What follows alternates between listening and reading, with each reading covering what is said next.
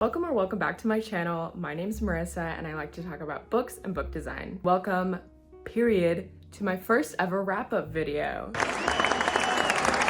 I've done quite a few TBR videos, but I rarely follow up with wrap-ups because I'm not the best at sticking to a TBR, but I'm thinking maybe I should be making less TBR videos and more wrap-up videos to talk about what I'm actually reading. We'll see how it goes though. Let me know what you prefer seeing, TBRs, wrap-ups, or both. But anyway, let's go ahead and get into it.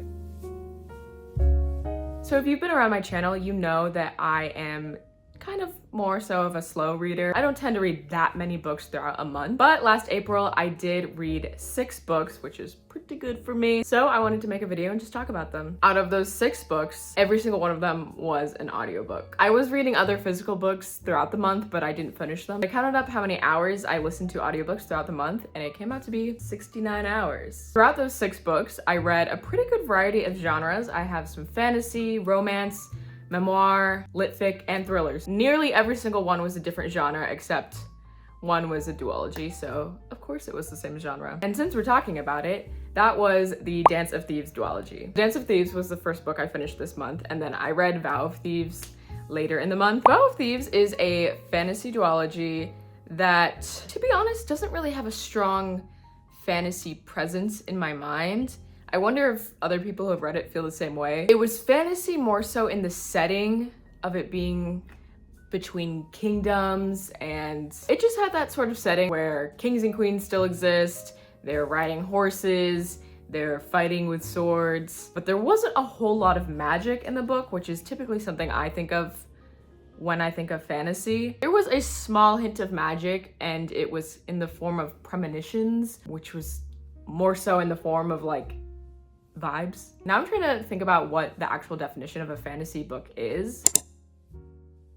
But let me tell you what the book is even about. Dance of Thieves is about this girl, Cassie, who has grown up as an orphan because her mother was taken away from her. So she resorted to becoming a thief in the kingdom because she literally had to steal in order to feed herself and stay alive. And over the years, she became a profound thief, well known by many because she was so good at what she did, until one day the queen of her kingdom decides to take her under her wing and basically make her like a guard or kind of like a military person. There's a term for it, but I can't remember now. It starts with an R. But anyway, Cassie is tasked to go to this smaller kingdom that is run by this family who claims to be the first kingdom, but they're not even officially known as a kingdom amongst the other kings and queens. They're the Ballingers. A certain Jace Ballinger has just been crowned as the Patre, which is kind of their word for king or leader. So Cassie and her little spy friends go there to investigate. Things don't go as planned, so Cassie and Jace end up being kidnapped by these people trying to sell them for money. They have to escape. And then it gets into a lot of kingdom politics. And I think that's what I enjoyed most about the series. There is a lot of really interesting politics between the kingdoms, and I think Pearson does a great job of explaining how the dynamics between kingdoms work. I think if you were a fan of The Cruel Prince because of the political interest in that story, then you would enjoy this one. But my main critique of the duology is that there is way too many characters. I could not keep up. The immediate family of Jace, he has so many siblings. I don't know that they all serve a great purpose in the story. I think a lot of the siblings could have just been combined into one. It would have been less confusing for the readers and it would have ultimately served the same purpose. I did enjoy the duology and I would recommend it if you like political fantasy. I rated the first one 3 stars, and then I rated Vow of Thieves 4 stars. Shifting over to the next book I finished in April, I read They Never Learn by Layne Fargo. This book is a thriller, and more specifically, I will describe it as a rape revenge story. So I'll go ahead and let you know that that is what this book is about, and if you want to skip over to the next one, skip to this timestamp. They Never Learn is a thriller based around a rape revenge story. It follows 2 characters, Scarlett, who is a professor at this university, and Carly, who is a freshman at the university. And each chapter alternates between the 2 characters and gets into their individual stories of the experiences they're having on campus with men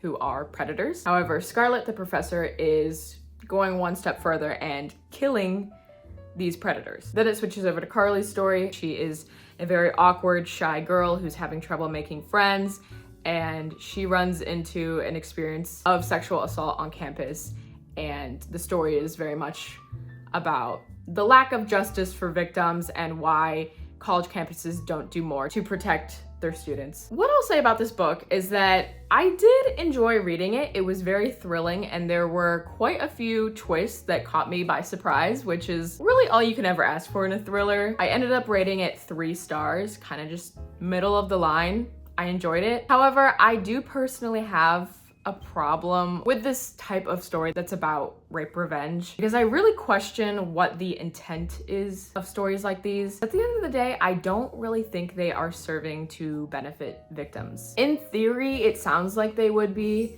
kind of playing out this fantasy of getting revenge on your predator, but I think the stories more so grab onto this really horrific topic and use it as a sensational plot to keep the reader gripped, and that doesn't really feel great. It feels a little bit exploitative. And there's an instance in the book of a student that is sexually assaulted and is pressured to tell the university about it, and of course the university doesn't do anything about it, so the victim was forced to relive her trauma and tell the story and ultimately gets no justice. I'm trying to explain this without spoiling it, but basically even through the revenge plot of the book, that character still does not receive justice. And I think the author is trying to present Scarlett, who's killing these men, as a morally gray character, but in my opinion, she's very much celebrated for what she does. The gray is looking a little bit more black and white.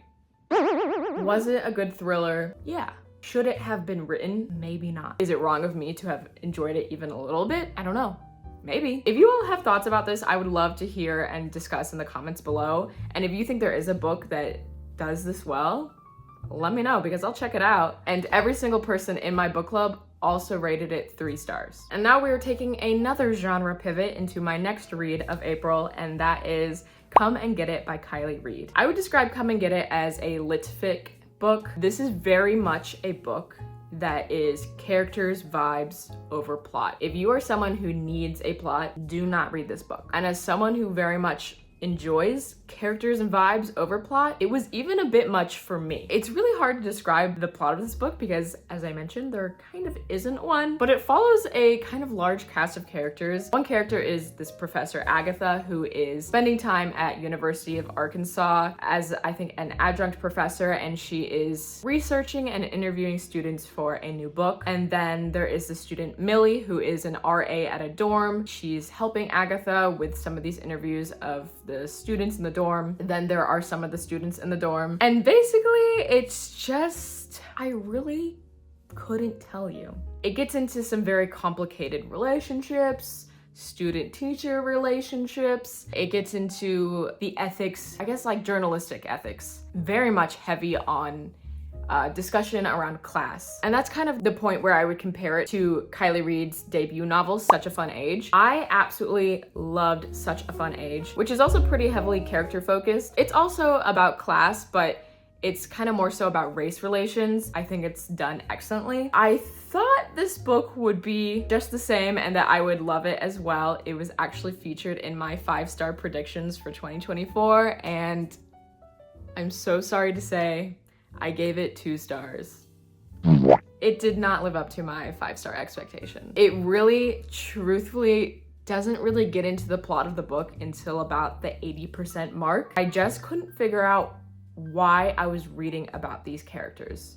I was like, what am I supposed to be gaining from this story, understanding, learning? I did get some takeaways about class, especially amongst college students. It feels like it never really gets to the point of what it's trying to say, or at least it went over my head, I guess. I kind of just found it a little bit boring, and that might just be because I just graduated from college, and this book primarily takes place in a dorm. It was just very heavily focused on campus life. I just did 5 years of that.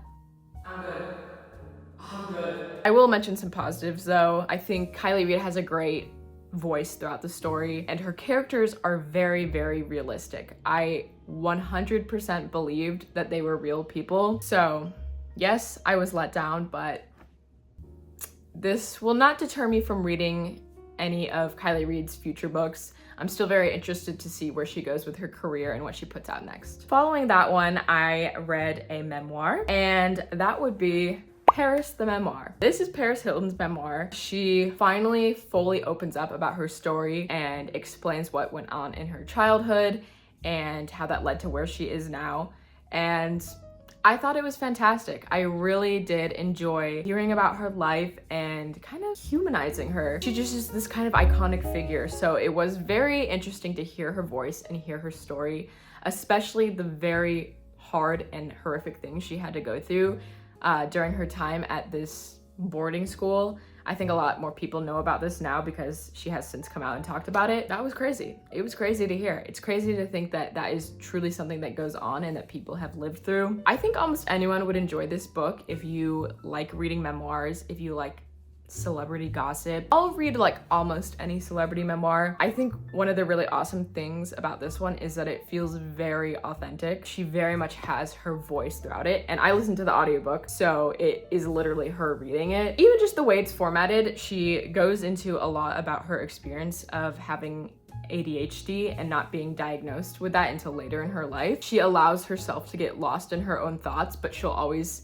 bring you back around and kind of talk about why she mentioned what she did. And I really enjoyed that. I did rate it 4 stars, which I'm struggling to remember why I even did now. And it honestly is probably just because I've read quite a few memoirs this year, and I've read some really great ones. Like my favorite memoir ever, I read earlier this year, so it is really hard for me to not compare it to that one. And the one I'm talking about is Minka Kelly's memoir, Tell Me Everything. I don't know that that's really fair to Paris to rate it 4 stars, but it was just something a little bit lacking for me. I know there are some people who don't like to write memoirs because it's something that is like personal, and I get that. That's okay if that's you. I think at the end of the day, I'm always gonna rate books because of the writing, like the quality of the writing. That's just me though. If you don't agree with that, totally cool. And then the last book that I read in April, I actually read in probably the span of 24 hours. I read it super quickly, and that would be The Love Wager by Lynn Painter. I just like suddenly caught the romance itch, and I was really wanting to read one. So I decided to go for a Lynn Painter book because I read The Do-Over earlier this year and I really loved it. And I'm not someone who reads a lot of romance. It really takes a lot to impress me. I rated The Love Wager 3 stars, but that is good for me. That was like, I enjoyed it, I had fun. It was a good book. The Love Wager is a romance book about these 2 people, Jack and Hallie, who meet at a wedding. Hallie is the bartender there, and Jack is the brother of the bride. This is like the very opening chapter. Jack gets dumped at the bar because of an interaction with the waitress. I mean, not the waitress. That's like a joke in the book. Not the waitress, the bartender. They end up hooking up, having a one-night stand, and then later they both find each other on a dating app, and they kind of make a joke about like, oh, you're looking for love too? So they decide to make a bet with each other about who can find their soulmate first. But what ends up happening is they spend a lot of time together because they schedule their dates together next to this taco place they like, so that if the date is bad, they can bail and then just go get tacos together, which is just like quirked up to the max, but you gotta love it. And I thought it was really cute and fun. I would say Lynn Painter perfectly captured the vibe of a Glenn Powell and Zoe Dutch rom-com movie. They have the same banter. So if you like their rom-com movies, you will love this book. There is a little bit of fake dating in it. I know you bitches like that. And yeah, I'd say overall, fun characters, good banter. It's a little bit spicy. It's not crazy, but there's definitely a little bit. For all my romance readers out there, if you have any recommendations that are similar to Lynn Painter, I would love to know, because I don't know, I'm getting the romance itch. So those are the 6 books I read in April. I'm not gonna set a specific TBR for May. I mean, I guess I kind of am. I'm telling you about my reading plans for May because I do have a few buddy reads scheduled. First of all, I am still making my way through Emma by Jane Austen. This is a buddy read I'm doing with Emily and Lori Beth. I've mentioned it in like all of my past videos. We were planning to read it throughout the entire month of April, and we only read volume 1. All 3 of us are just struggling to get through it, not because it's not good. This is a fantastic book and I'm thoroughly enjoying it. It just truly, it is slow. I'm kind of in a fast-paced mood. I want to like crank through some stuff. So I'm just taking my time with this one. I am planning on continuing it throughout May, but it's a little bit on the back burner. And then the next buddy read I'm doing is with Graham Matthews. And we will be reading Life and Death. This is the gender swapped version of Twilight. We've both read Twilight, but neither of us have read the gender swapped version. I recently heard that it does have a different ending than Twilight, so I am intrigued now. And then my book club's book of the month is The Housemaid by Frida McFadden.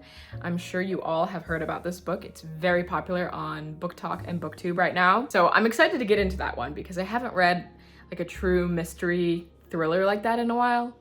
I guess They Never Learn was kind of that, but that was more so thriller than mystery. And then with the Little Library Book Club, we'll be reading Check and Mate by Ali Hazelwood. Very excited for that one because I do have the romance bug right now. The only Ali Hazelwood book I've read is The Love Hypothesis, and I did really enjoy that one, so fingers crossed. And then the last book I'll be reading in the month of May is A Secret. I'm doing a little secret project with Books by Joanna. We are reading books to annotate to send to each other, but I don't want to spoil for you all about what the book is, and I definitely don't want to spoil it for Joanna because she won't know until she receives that book in the mail. I won't say any more about that, but just know I'm very excited. You will be getting a video about it. And that's it. Thank you so much for watching and listening to me ramble on about these books. Please let me know if you've read any of these, what you thought of them, or just let me know what your favorite book was that you read in April. Give me some more inspo about what I should be reading. And let me know how you like this wrap up. Should I do more wrap ups in the future? Was it awful and you hate me and you don't want to see me ever? That's all I have for you guys, but I will catch you in the next one.